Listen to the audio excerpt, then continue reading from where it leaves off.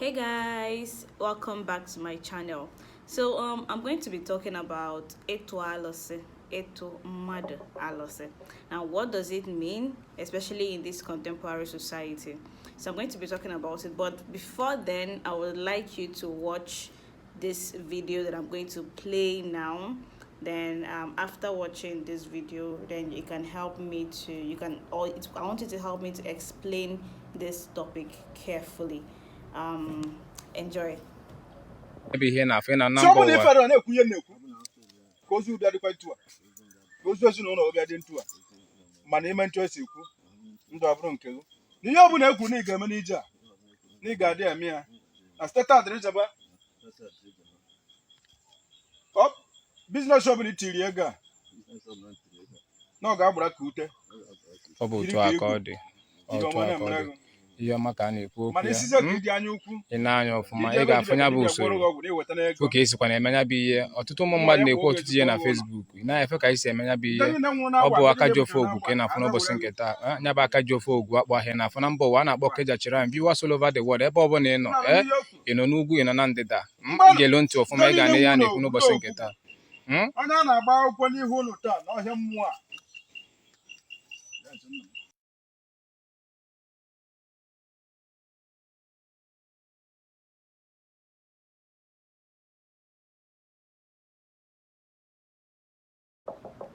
So if you're living within anywhere in Igbo land or Bight of Biafra or Bight of Biafra, yeah. So if you're living anywhere and maybe you grew up here or you've heard stories, you should be able to know what we call Itu Alusi, Itu Mmadu Alusi. It's always a situation where when somebody is owing you and you don't know how to recover your funds from that person, you can go to a deity and report the stuff to the deity. If you feel you're being maltreated in your husband's house, you're being cheated out of business, you're just somebody else is trying to do something against you, well, we call it Itu Mmadu Alusi. You take that person and you report the issue to a deity. Now it's always common where one party is poor and the other party is rich. So the poor party would feel because the other guy is rich and wants to use the wealth to intimidate and oppress me. Well, the only place I know I can get justice is by moving into a deity and reporting that case, which it will not really cost more than 5,000. Just a cola nut can even serve that purpose. But I want to explain how the system works, because when I went through those comments, people kept on saying, demonizing what was happening. They kept saying that these things leads to some sort of generational problem, that why would you go to, because obviously they were going into an agreement.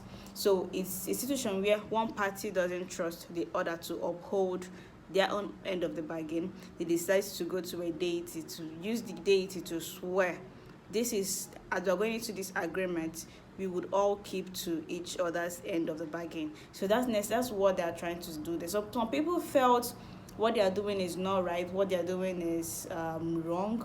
But they'll try to also let us know that in these days, just like you're trying to go into you want to sell your land, you have to bring in your witness. This buyer and the seller would have to sign on a formal document. And so it's the same rationale that we Igbos are basically applying here, just that we are using more cosmic forces to attempt, to kind of consolidate a business deal or a business bargain. Now, we need to understand what Alusi is. Now, I have an article on Alusi on my website, www.igboshrine.com. So I said something in there. I classified Alusi as a justice system. Like the function it performs in most societies is to seek justice, to seek reprieve for people. It has numerous functions because basically in our cosmology, deities, Alusi, are always been instituted to basically perform or to kind of bridge to perform a function. So this is one of the major reasons why deities have been instituted.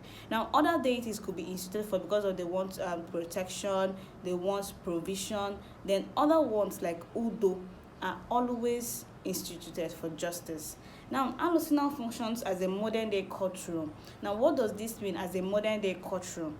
In this situation where one party feels oppressed, one party feels intimidated after a business deal or whatever deal they've tried to go into, now there is a need for them to, there is need for one of the parties, the person that is feeling betrayed, to pick up this case and take it to the deity. Now this thing is always, because of modernization, this going to a deity for going to a deity for justice has been kind of shifted. But because many people feel that through the legal system they will not get their right to justice, they decide to pick this case, especially people that cannot afford buying lawyers and the rest of it. They take these cases to their central village deities to basically help them get justice as the rest of it. Now, when these cases are brought before the Ezemo or the Akajofo, he or she he doesn't go ahead to summon the deity and try to summon the deity and atonya from the Alusi. Not just summons the deity and immediately attor Alusi. It doesn't work that way. The Ezemo or the Akajofo at that point will try to find a mutual ground, will try to settle this issue. Now, what the person would do, the plaintiff comes with kola nut, offers the kola nut, says his or her intention. Now the SMO says, no problem, come back so and so. Let me try to reach out to the other party and we'll try to kind of get to some sort of an agreement. This is the first step towards Itu Alusi. Now, when the plaintiff has gone, the SMO picks up his phone and calls the other party to inform the person about the latest development. Now, some of them even go as far as sending letters with official letterhead. They pick this letter and they send it to the other person, say, oh yeah, come and answer, come and tell us the truth about this matter, come and defend yourself. Now, in situations where this other party refuses to come and defend his or herself, now the SMO has the right to now table this matter, this injustice before the deity. Now, in situations where the defender has just, because he or she understands how this system works, the person answers the summon or the call, what they're going to do here, they will try to first of all try to solve that issue. Everybody would come and say their own part of the story. The defendant would say his own part of the story. The plaintiff will also say his own part of the story. Now, it's now the SMO's job to be honest and have some integrity, because he knows that if he goes or if he misjudges that case, the deity can easily kill him and kill his entire family. So what they do here, he was going to be honest and he's trying to settle this issue amicably. Now, in situations where they don't want to come to some sort of an agreement, they are trying to each claim to be right in this case. Now, the SMO will decide to forward or to present this case to his deity. Now, he's just handing off the case and saying, let the deity be the judge, jury, and executioner. Now, in these cases, because they've done the initial attempting of settling this case, the consequences would not be harsh. Because it's just like two people are having a disagreement and somehow each party is kind of right in their own stance. Now, the deity would know how to maybe afflict the person he finds or she finds guilty with something minimal, something small that he can easily recover from. But they would have to identify that this is the cause of this, that the Alusi is the cause of this problem. Now, the second aspect of this process of Itu Alusi, which is more dangerous, is a situation where the plaintiff has summoned or has reported this case to the deity, and the defendant is quite being adamant on what is happening, being adamant of the reality that they've summoned him to come and answer this particular call or this particular summon. Now, the person could decide, because he or she is a Christian and doesn't believe in the idols and in deities, and decides to turn a deaf ear, knowing fully well that he or she is guilty. That becomes a problem. Now, you not being guilty is also the same. You're just coming to defend yourself. Now, if you now start to degrade or to downgrade the powers that these deities actually have, they see it as some sort of an insult that would make them to drastically inflict you and your family with some sort of illness and would definitely lead to death. Now, once this have happened, the deity has answered the summon and has perfected justice, which is glaring that this is justice. Now, this thing also goes two ways, because it's just like you sending somebody, you're an adult, your father to an errand. You're going to give that person transport money. You're also going to give that person something as an appreciation. So the equality kind of goes both ways. It goes both ways. Now, what it's going to do here? Now, the deity has perfected justice. He has gone to the message. Now, the deity has gone for that message. The deity would now be seeking for an appreciation. You that becomes the plaintiff, and it now falls on the plaintiff to actually send items to appreciate that deity, because what you're going to do there is, as soon as you've gotten there to report this issue, you're also making a promise what you're going to bring as appreciation to a deity for basically helping you to achieve justice. Now, once you fall on that agreement, the deity would also come to you and ask for his appreciation gift. We call it Odinaani-Itu Mmadu Alusi. It will come and you would have to deliver on your own parts of the bargain. Now, upon the family that the deity has found wanting, what the deity is going to do, it would not suddenly afflict you. The deity, this Odinaani-Itu process can even last for a period of 1 to 3 years, depending on how long it takes this deity to achieve justice. So what it's going to do, it would come in dreams, trying to tell you, affect you, and trying to show you that I'm in your family. Because that's how we refer to this. Again, Itu Mmadu Alusi.